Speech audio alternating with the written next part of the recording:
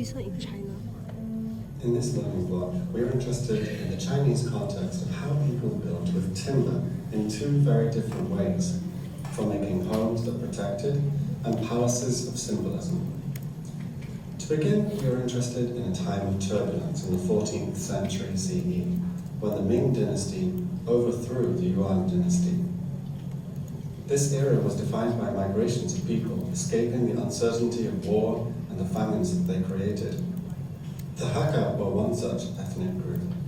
The characters for Hakka literally translate as guest families.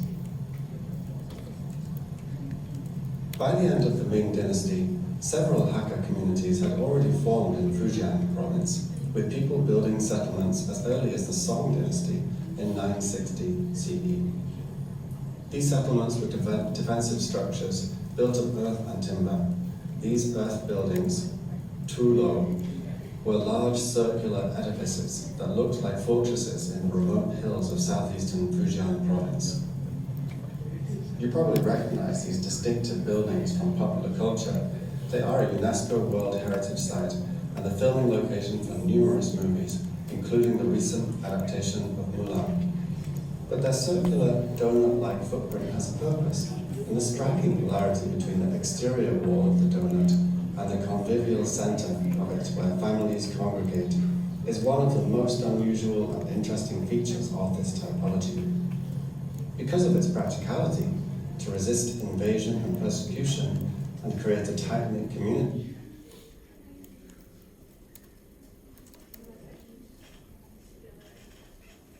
So I think the important part about this first bit of the video is the central focus of the form also leads to a central focus of activity, right?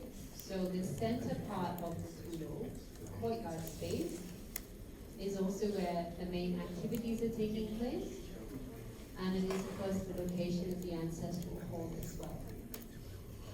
So it's the center of religious life, family life, and social cultural life, which is the center.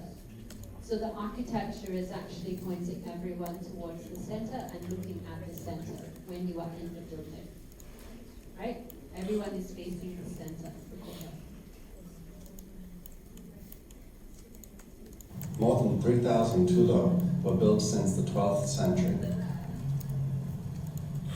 The exterior was traditionally built of a kind of round earth. Let's pause here in case you need to do a very quick sketch or something. So we have the central courtyard, we have a single entrance point, and then we have these very thick round earth walls where individual dwelling units are located around the outside.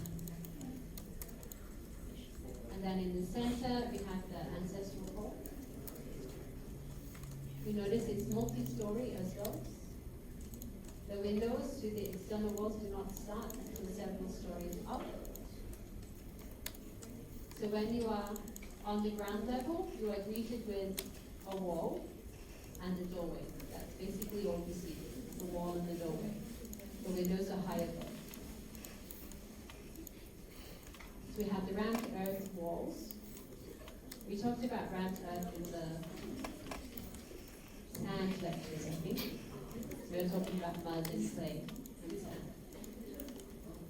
But it has a timber frame. So all of the structures on the inside are timber framed. The roof is timber framed. And then it has often now a tile roof.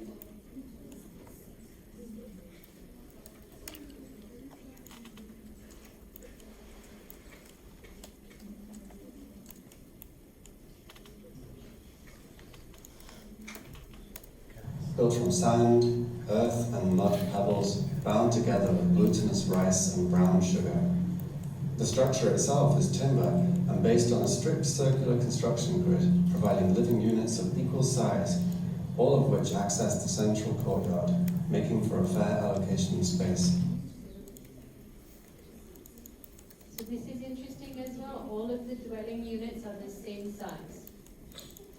So it's based on a circular grid plan.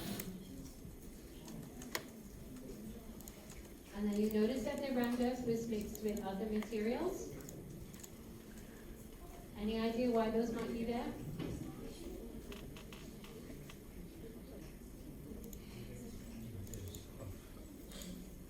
Durability, right?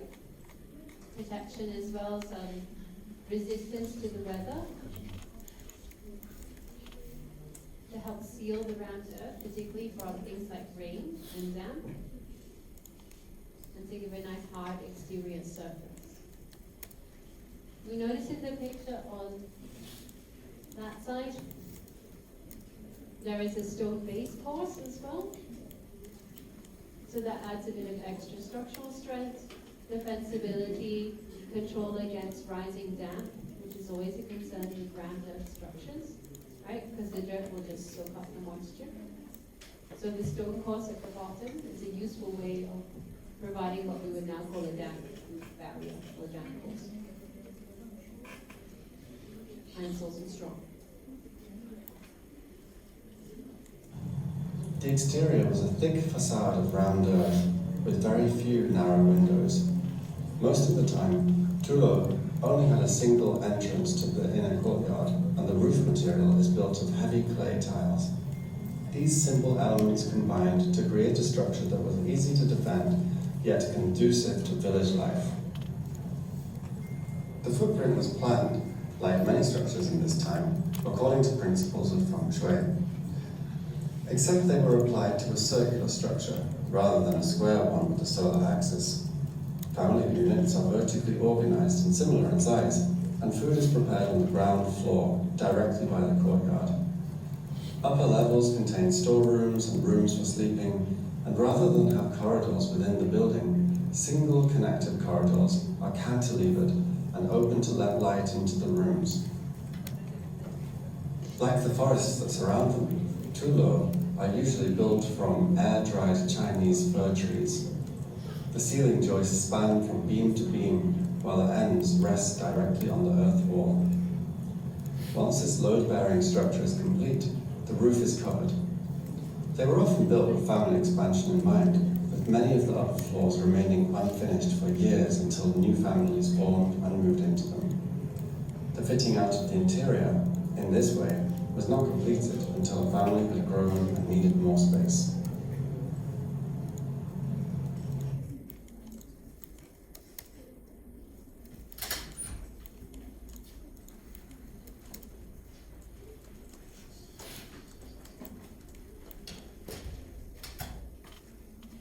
Okay, so that is the Tullow that we didn't watch last time.